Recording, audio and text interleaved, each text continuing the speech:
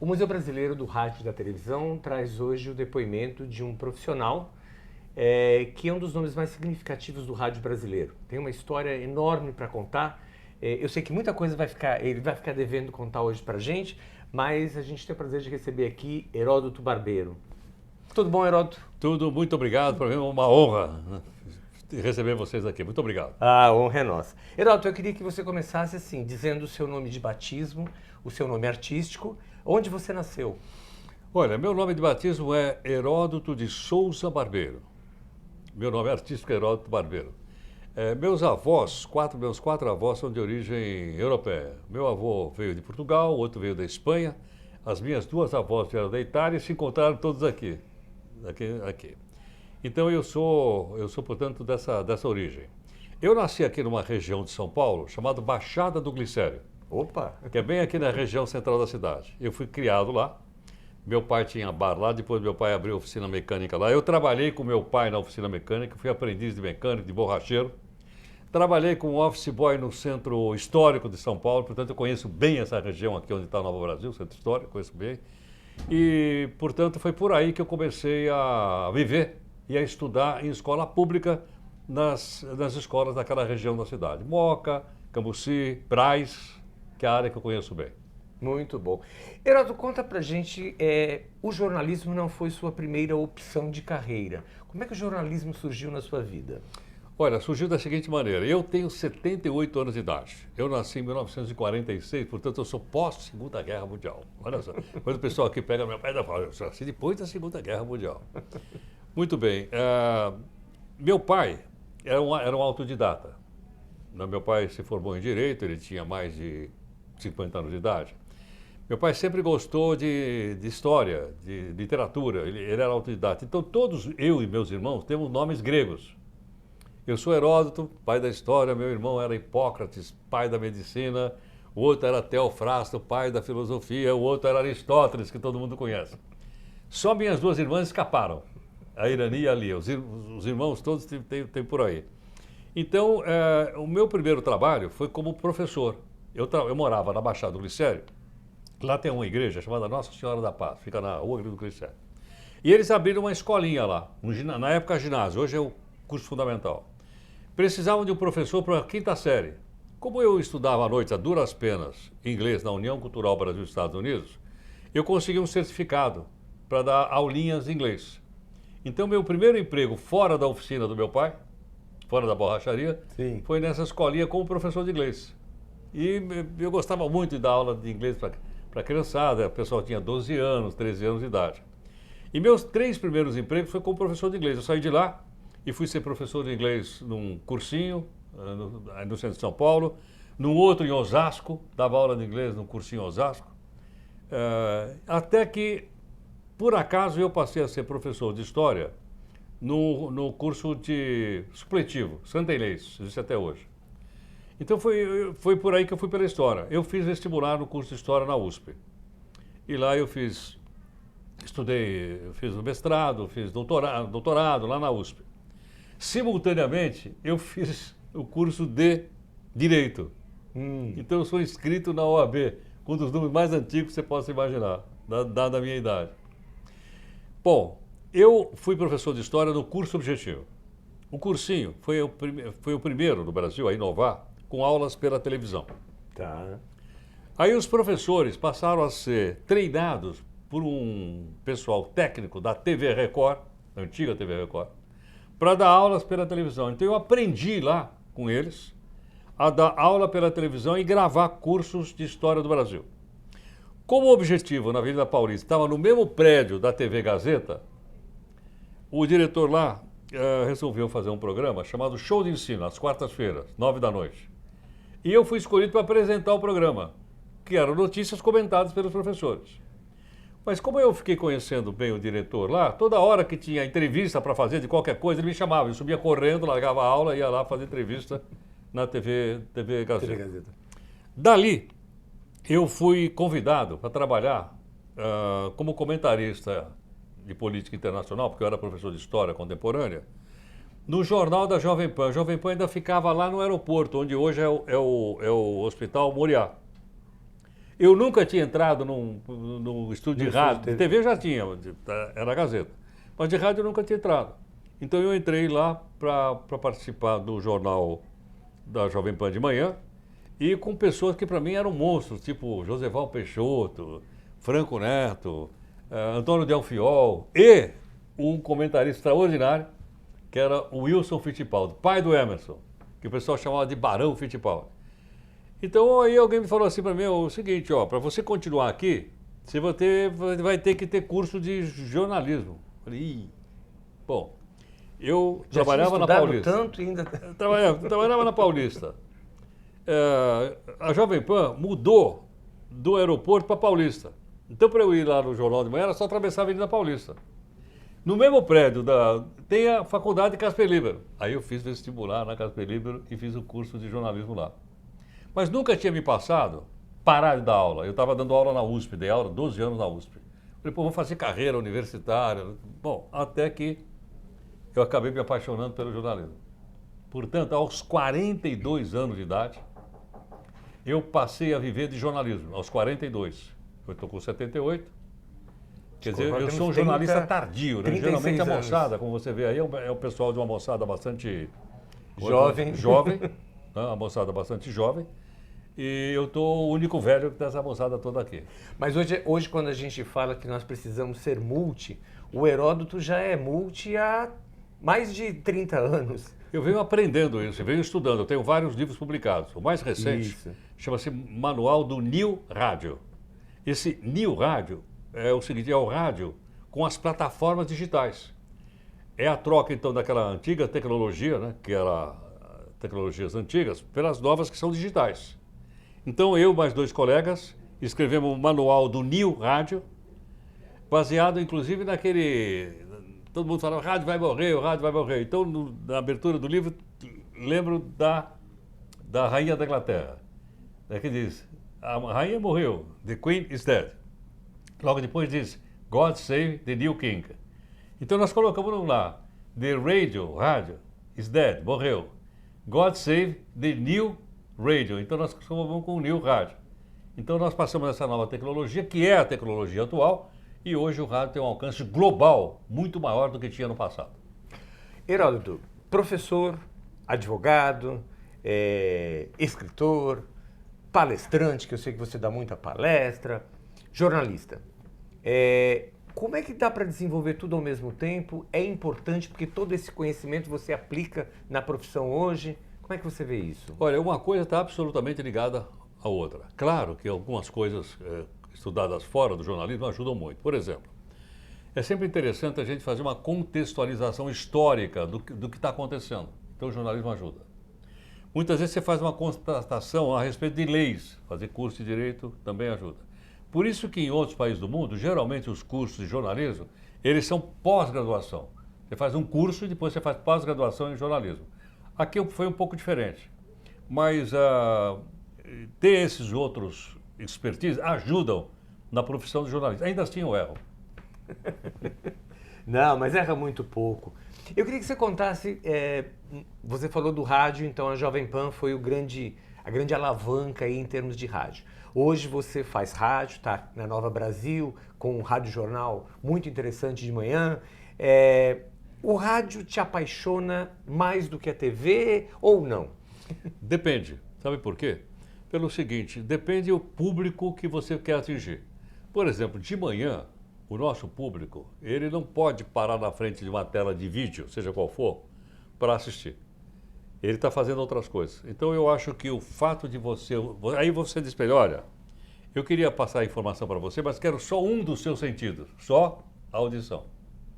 Se eu disser para você, eu preciso de 2 sentidos seus, da audição e da visão, deixa de ser rádio e passa a ser televisão. Sim. Agora, à noite e outros horários, as pessoas têm 2 sentidos para dispor, que é a audição, então por esse motivo a televisão é o ideal. Eu tive a oportunidade de trabalhar durante vários anos na Record News. Participei do modelo do jornal da Record News, que foi um modelo que começou, por incrível que pareça, foi o primeiro telejornal em multiplataforma. Porque ele estava simultaneamente na Record News e no portal, eu trabalho ainda no portal R7. No portal R7. Então, quer dizer, já começamos ali com uma proposta nova que era uma TV multiplataforma. Quando eu trabalhei na CBN, trabalhei no sistema da Rádio Globo, Sistema Globo de Rádio, Sim.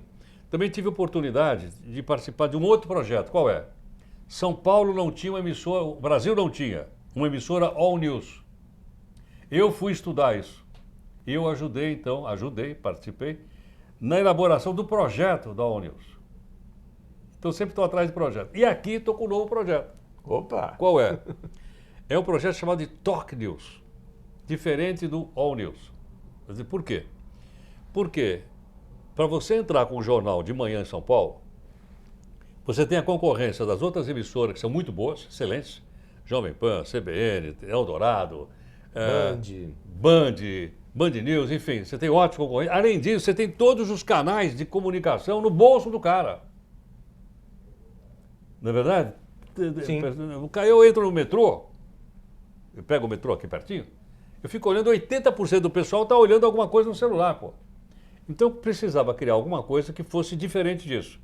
É o chamado Talk News, que a gente tem desenvolvido aqui no nosso jornal. E olha, a audiência tem correspondido e a direção aí está contente com os nossos índices de audiência. Você faz uma coisa no Rádio Jornal da Nova Brasil muito interessante, que é assim, você traz humor para todo o telejornal, né? Rádio Jornal. E eu acho isso muito interessante, porque isso cativa um público mais jovem, né? Quando você brinca com o repórter, quando você brinca com quem está no estúdio, quando você brinca, inclusive, com a notícia. Como é que você chegou nesse formato? Primeiro é o seguinte, a gente tem que quebrar paradigma. Eu me lembro da época que o jornalismo era sério, você não podia piscar porque dava problema, né? Você não podia falar nada no ar que... caiu um copo cheio, você não podia dizer. Mas eu tenho comigo o seguinte, para que o humor não tire a sua credibilidade. Eu sei que eu coloco em risco a minha credibilidade com o humor, mas tem um limite. Claro. Né? É um limite fino, você tem que ficar sempre atento a isso. Mas o humor é uma forma, primeiro, de você ganhar o cara para você ganhar a audiência para você. Segundo, tem coisas que são engraçadas, pô. Tem que ser realmente. Por exemplo, o jornal tem uma mascote. A mascote do jornal, que eu falo dela todo dia, e ela entra no ar, é uma capivara chamada Capitu. Agora veja assim, quem é que não sabe o que é uma capivara? Quem é que não gosta de uma capivara? Quem é que já não viu uma capivara na marginal do Tietê ou na marginal do Pinheiros? É um bicho simpático. E ela é a nossa mascote. E olha, ela faz um sucesso danado no jornal. Quer dizer, foi criando essas formas. Essa forma. Você participou de uma experiência muito interessante na TV Cultura, alguns anos atrás, e de todo aquele, por exemplo, levar ao ar um programa como Roda Viva, que fez escola e está aí no ar até hoje, né? Conta um pouco pra gente essa experiência. Essa experiência foi extraordinária. Eu trabalhei na TV Cultura, simultaneamente com outros lugares, durante 18 anos. Então eu passei por vários programas, aprendi muito que eu sabia de televisão lá. Uma parte das coisas que eu aprendi de televisão, que eu vi que era possível ser aplicada no rádio, eu trazia para a CBN. Eu trouxe da TV Cultura. Então eu aprendi muito lá com a TV Cultura.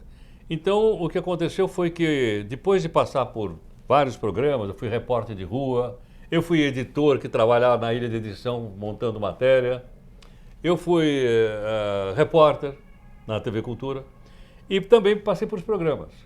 E a minha ida ao Roda Viva, ela se deveu, primeiro porque o presidente Roberto Bui Laerte acompanhava o meu trabalho, logicamente, e segundo porque o apresentador de um dos programas, o entrevistado falava inglês e o apresentador não tinha facilidade. Então foi me perguntado, você quer fazer o programa? Eu falei, tudo bem, era um repórter da CNN, esqueci o nome dele agora. E eu falei, olha, eu topo, mas o cara vai falar inglês. Eu falei, olha, eu vou prestar bastante atenção. Bom, aí eu fui me preparar. Eu soube onde ele estava hospedado, que era num hotel aqui perto chamado Cador. Fui lá conversar com ele, expliquei para ele, ele falou comigo em inglês os temas principais, entendeu? Então, eu me saí bem no programa. Tendo me saído bem no programa, eles me convidaram, disseram, escuta, olha, nós queríamos trocar o apresentador, aí me convidaram e eu comecei a fazer o Roda Viva.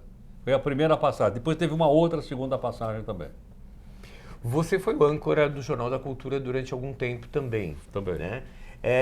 Este público que vê TV, a gente está falando de alguns anos atrás, claro, um público diferente, mas aquele público que via TV enxergava, ouvia no rádio e te via na televisão, né? O público fazia alguma comparação, dizia assim, Heródoto, eu gosto mais de você no rádio. Não, eu adoro, não perco o Jornal da Cultura porque você está lá ancorando. Existia essa comparação? Não? Olha, eu acho que muito pouco, realmente muito pouco. Porque eu procurava ser, no rádio, exatamente o que eu era na televisão. Começou agora. Né? Por exemplo, nós estamos aqui multiplataforma, tá certo ou não? Nós estamos no som. Sim. Né? Mas hoje o rádio tem imagem. Qualquer rádio tem imagem. Você pega uma rádio comunitária, por exemplo, a Rádio Caramelo, que eu ajudei a fundar, ela está na internet, ela tem imagem. Não é? Logicamente, eu expliquei, a pessoa não está vendo assim, mas se porventura a pessoa quiser ver a imagem, ela vai no YouTube, ela olha a imagem, se ela quiser. Eu não posso chegar no ar e dizer, olha, como vocês estão vendo? Peraí, não estão vendo, vocês estão ouvindo. Não é? Agora, eu acho que, por isso eu acho que a gente tem que ser aquilo que a gente é. Né? E eu acho que a gente tem que ter humor. Você vai dizer, mas como é que você vai ter humorado? Eu levanto às 5 da matina, eu já levantava na época da CBN. Como é que você vai chegar no ar às 6 horas da manhã ou 7 horas da manhã com bom humor? Tem o yoga no bom humor. Eu sou praticante de yoga. Você acredita que tem um yoga do bom humor? Quem quiser, pega o livro do Raj Nishi e ele conta como é que é o seguinte, você tem que dar gargalhada, dar risada, sozinho. Então eu ia trabalhando, hoje eu tenho carro, mas na época eu ia trabalhando, dando risada no carro, eu falei, esse cara deve ser louco. Mas é uma forma de você dominar a sua mente dos problemas outros e estar focado naquilo que você vai fazer, ou seja, você vai falar com as pessoas. E também a gente aprende, também apanhando sempre, né? Sim. Que o que faz a comunicação não é a boca, é a orelha. Certo? Então quando as pessoas me mandam críticas, eu sempre acho que as críticas são procedentes. Porque não é o que eu disse, é o que ele entendeu. Sim. Existe um folclore envolvendo o Heródoto Barbeiro, vou contar aqui, né? Que o Heródoto, quando ia trabalhar na TV Cultura, ele ia de Kombi, né? Não tinha metrô naquela época ali, né? E tal. E o Heródoto não fazia questão de esconder, não, e deu entrevistas, muitas entrevistas, até do lado da Kombi. E levei alguns convidados para casa de Kombi. De Kombi. Um deles foi o Suplicy. E que participou do programa comigo lá, ele falou, você não quer me dar carona? Eu falei, porra, ele era senador. Eu falei, senador, estou de Kombi. Não, vamos de Kombi. Aí botei ele na Kombi e fomos lá para a Rua Grécia, onde ele morava. E por que a Kombi? Porque eu sou da oficina mecânica. Eu venho lá da Baixada do Glicério. O nosso carro lá era a Kombi. Eu sempre tive Kombi. Depois eu comprei um sítio, que eu tenho até hoje. No sítio você tem que ter Kombi. Porque na época, né? Hoje não precisa, mas na época, você carregar cabrito, carneiro, porco, as crianças, os parentes, todo mundo, tudo dentro da Kombi. Tudo na Kombi. Eu sempre tive Kombi, tive 5 ou 6. Que legal. Hoje já não usa mais a Kombi. Não, eu vendi a Kombi. Metrô. Hoje eu ando no metrô, desço aqui na estação, pertinho, aqui na estação Engabaú. Ah, legal. Heródoto, você acha que depois de tantos anos de carreira, ainda existe algo que você não fez no rádio e na televisão e que você gostaria de fazer ou participar? Não sei. Não sei te responder pelo seguinte, sou budista. Os budistas vivem o tempo presente, vivem o dia a dia. Não sei o que vai acontecer. Se você me perguntasse há um ano atrás, pô, você vai fazer um jornal lá na Nova Brasil? Você tá louco? Aí eu venho aí fazer um boletinzinho. Aí eu descubro que o dono dessa grande empresa chamada Rede Tati, que é o professor Chaim Zaher, que tem negócio em muitas áreas, foi meu colega de aula no Objetivo em 1968. Aí contra o Chaim fala, porra, você vai fazer aquele jornal lá, o que eu ia falar pro Chaim?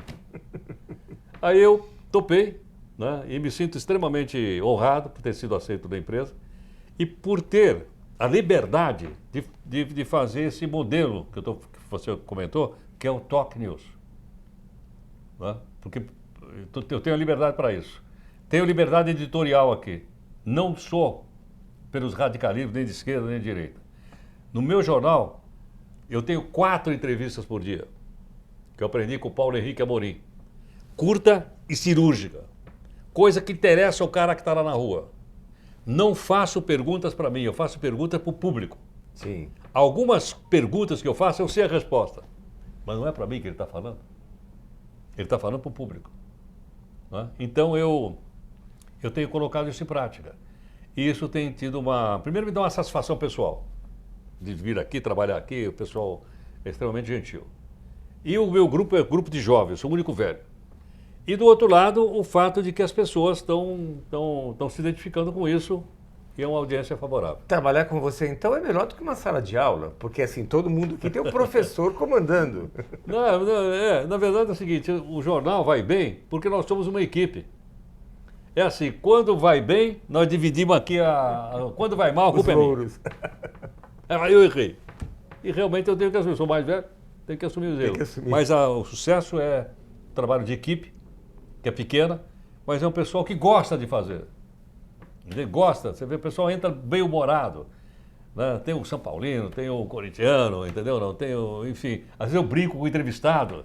O cara fala, pô, fui seu aluno lá no Objetivo, falei, você acabou de entregar minha idade no ar aqui agora. Então acho que essas coisas criam uma certa proximidade com o público que mora na Grande São Paulo. Legal. Heródoto, você tem um feito que, entre os vários prêmios que o Heródoto tem na casa dele, você tem 6 prêmios a PCA de melhor jornalista do ano, enfim, na área de jornalismo. É uma responsabilidade muito pesada ter toda essa... Sem dúvida. Agora, sempre queria lembrar o seguinte, esses prêmios foram conseguidos graças às equipes. Ninguém faz jornalismo sozinho. Então, esses prêmios foram conseguidos porque as equipes eram muito boas.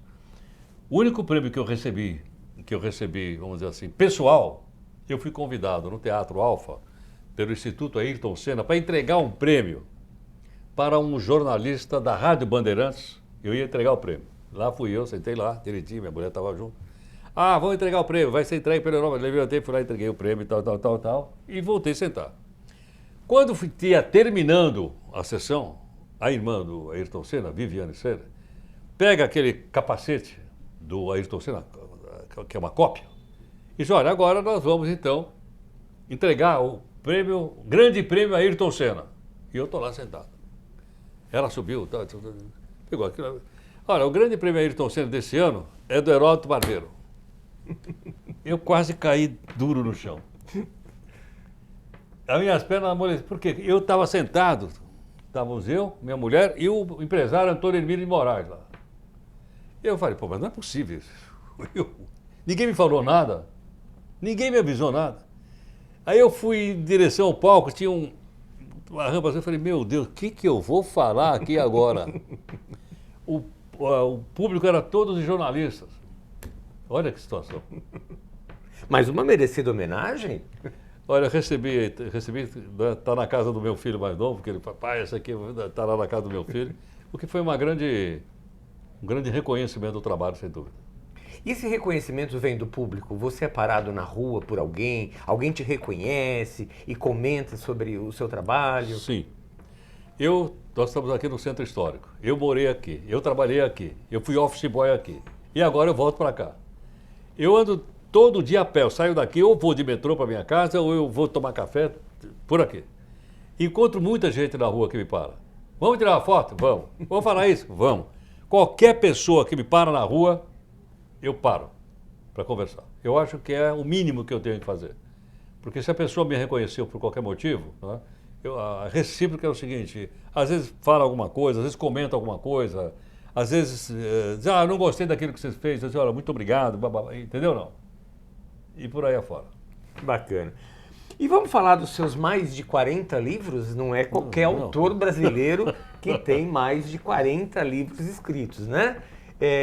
E aí, você gosta mais dos que você fez sobre direito, sobre a profissão de jornalismo, sobre o rádio, sobre a TV? Olha, os livros sobre jornalismo foram escritos sempre em parcerias. Eu tenho um manual de jornalismo esportivo, com a professora. Eu tenho manual de jornalismo, rádio jornalismo, telejornalismo e multimídia com o Paulo Rodolfo. Tenho aquela coleção para leigos, chamado Jornalismo, com outro jornalista chamado Udo Simon. E mais recentemente tenho mais dois. Tenho 100 anos de rádio, com meus dois colegas, mais esse manual do New Rádio, também com esses dois colegas, e estamos escrevendo para o curso do Senac de rádio, para que a molecada já venha com as novas plataformas do rádio. Então, quer dizer, me escrever me dá satisfação. Como é que você vê a reação dos alunos, por exemplo? Eu sei que você dá muitas palestras e tal. Quando eles têm à frente um nome que representa o rádio brasileiro, que é muito significativo, que representa os telejornais das grandes emissoras. Como é que é a reação deles? Eles se assustam?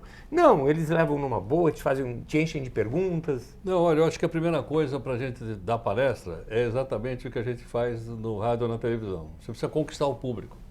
Você não pode chegar arrogante, com o nariz em pé, achar que você é a última Coca-Cola do deserto. Aí está ferrado.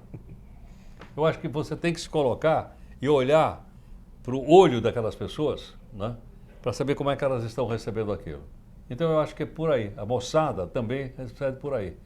E eu não tenho muita linguagem da moçada, mas às vezes eu uso uma ou outra palavra, o pessoal dá risada, entendeu? Então falou, está indo bem aqui a nossa conversa. Você que trabalha com uma equipe de jovens, então que lida com esses jovens, como é que você enxerga essa nova geração que está fazendo jornalismo hoje? Olha, o pessoal está tendo uma oportunidade extraordinária de ter à sua disposição todas as redes sociais. Houve um aprofundamento, uma democratização da emissão de notícias, de opinião, de liberdade de expressão, porque qualquer cidadão, qualquer pessoa pode ter a sua própria rede, pode ter seu próprio canal, pode ser a sua própria rádio. Eu, por exemplo, falei da Rádio Caramelo.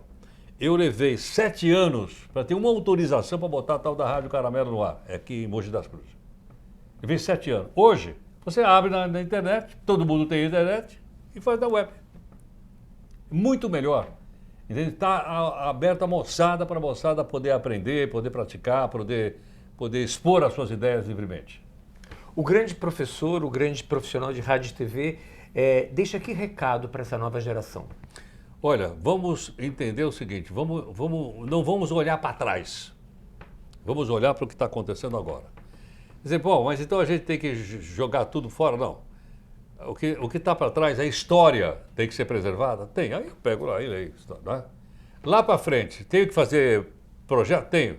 Mas eu não tenho que viver lá na frente. Eu tenho que viver o dia a dia. Então vamos viver o dia a dia e vamos colocar em prática, em cima das redes sociais, toda essa nossa tecnologia para a comunicação do rádio, televisão, internet, enfim, aquilo tudo que o pessoal conhece melhor que eu. Em tempo de fake news, é difícil fazer jornalismo no rádio e na TV? Não. Por que razão? Fake news sempre existiu. Se você pegar em 1924, o Arthur Bernardes era candidato a presidente. Falsificaram uma carta dele atacando o exército e publicaram na primeira página do jornal Diário de Notícias do Rio de Janeiro. E, veja só no dia seguinte que ele conseguiu no jornal dizer, peraí, essa letra não é minha. Na época isso não chamava fake news, é uma notícia falsa. Então notícia falsa tem até hoje, não é nova. A diferença, ela não é qualitativa, ela é quantitativa. Na época era um jornal impresso em papel e hoje é muito rápido. Sim. Então hoje nós jornalistas temos que tomar muito mais cuidado e fazer aquela pergunta que sempre está no código de ética. Será verdade? Se você não usar o será verdade, você está serissimamente ameaçado de propagar uma fake news. Nós praticamos isso aqui todo dia. É um exercício diário. E cansativo até, né? Cansativo, mas tem que fazer. Heródoto, para encerrar a nossa entrevista aqui, eu queria perguntar para você, o Heródoto tem planos ainda a realizar que ele não conseguiu fazer ainda? O Heródoto está pensando em aposentadoria? Como é que é? Olha, aposentadoria eu não posso pensar porque eu já sou aposentado. Primeiro ponto. Segundo, eu tenho 78 anos de idade. Não é? Como eu disse para você, estou vivendo o dia a dia, não sei o que vai acontecer. Toda vez que o cavalo passou arreado na minha frente, eu montei. Algumas vezes ele se atirou contra a primeira parede que ele encontrou. Mas você não se machucou. Não, mas você imagina a paulada. Então, se passar de novo, pode ter certeza que vou montar. Se não passar, continuo vivendo como estou vivendo, dessa maneira feliz. Que ótimo, que ótimo. Heródoto, um prazer conversar com você. Muito obrigado pelo depoimento em nome do Museu Brasileiro do Rádio e da Televisão. Você é um ícone do rádio, eu já disse isso para você várias vezes e eu acho que todo mundo que assistir essa entrevista tem muito que aprender como se faz telejornalismo, como se faz radiojornalismo. Tá aqui um mestre para nos ensinar. Eu também estou aprendendo. Também, que bom. Eu também estou aprendendo. A vida é sempre um aprendizado, né? Eu estou aprendendo. Estou sempre aprendendo. Que ótimo. Heródoto, muito obrigado pela entrevista. Eu que agradeço. Felicidades e muito muito obrigado. sucesso. Amém. Muito obrigado.